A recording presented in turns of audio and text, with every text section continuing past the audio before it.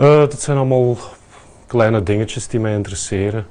Ik heb, ik heb er gewoon simpele icoontjes van gemaakt, samen op een vel gezet. En klaar is Kees.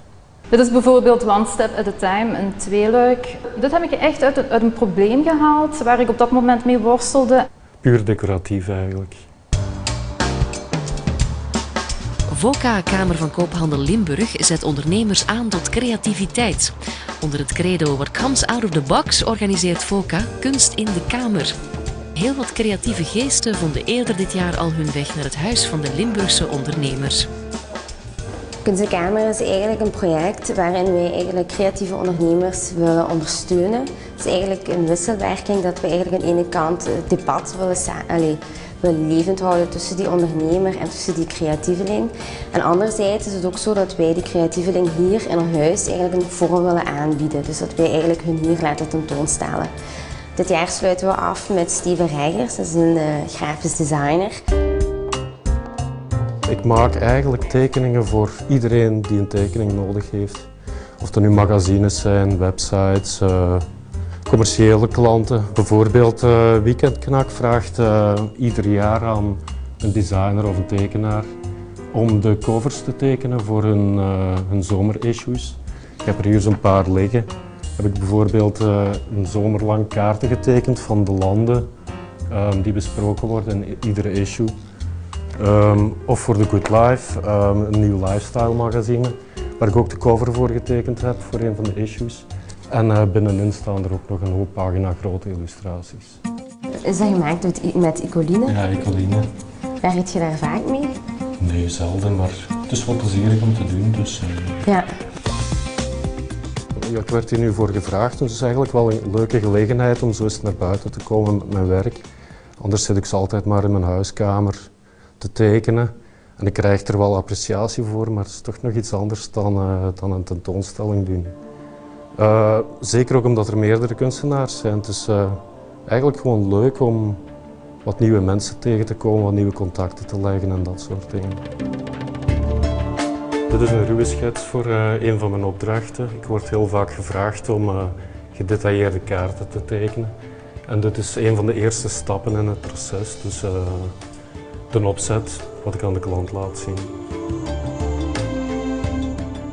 Iedereen is altijd nieuwsgierig van wie komt er nu tentoonstellen, wat doet die persoon, hoe gaat het met zijn onderneming, want uiteindelijk is een kunstenaar in deze tijd ook een ondernemer. En hoe ziet hij dat eigenlijk op die manier? Ik ben dus zelfstandig al 15 jaar, met alle goede en slechte kanten die erbij horen.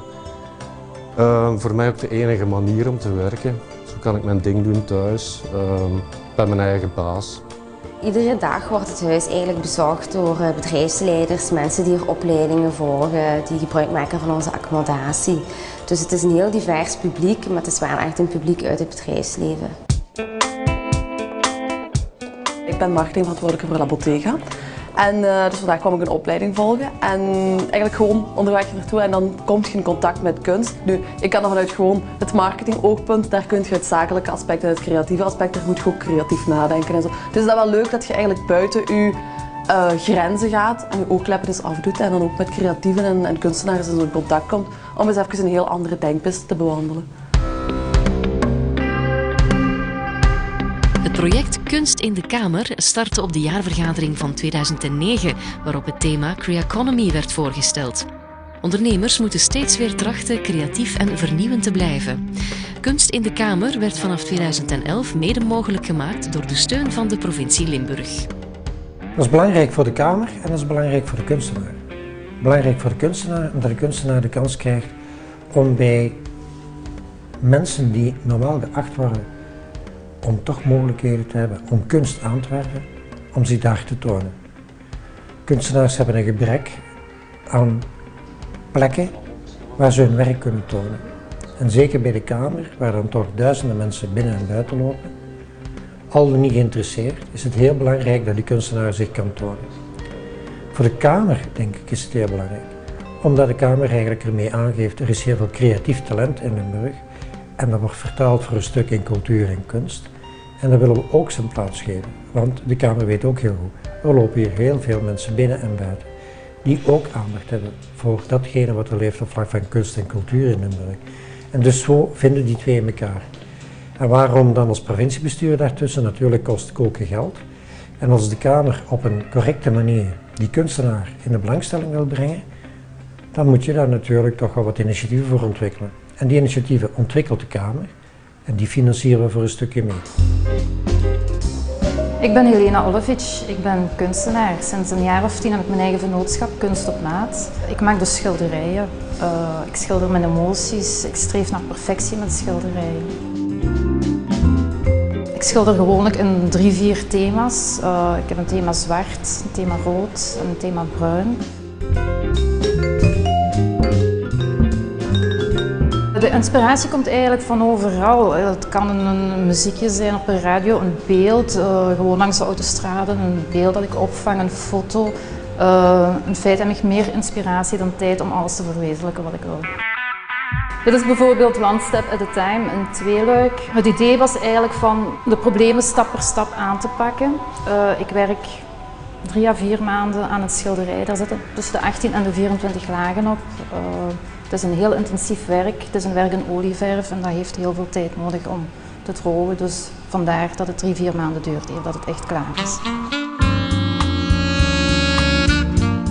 Kunstenaar is inderdaad een eenzaam beroep. Het zijn meestal Einzelgangers. We hebben dus tentoonstellingen nodig om mensen te leren kennen, met mensen in debat te gaan en ons product eigenlijk voor te stellen.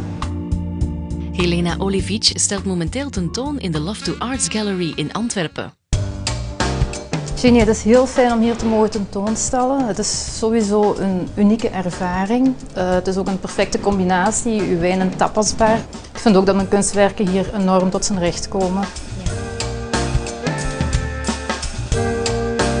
In Limburg is er eigenlijk veel te weinig plaats om tentoon te stellen voor kunstenaars. Daarom is het een ontzettend goed initiatief van VOCA om daar de kunstenaars aan bod te laten komen.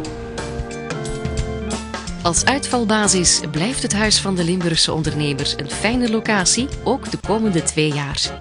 De kunstenaar kan erop rekenen dat zijn of haar werken door de 1000 mensen uit het bedrijfsleven worden gezien.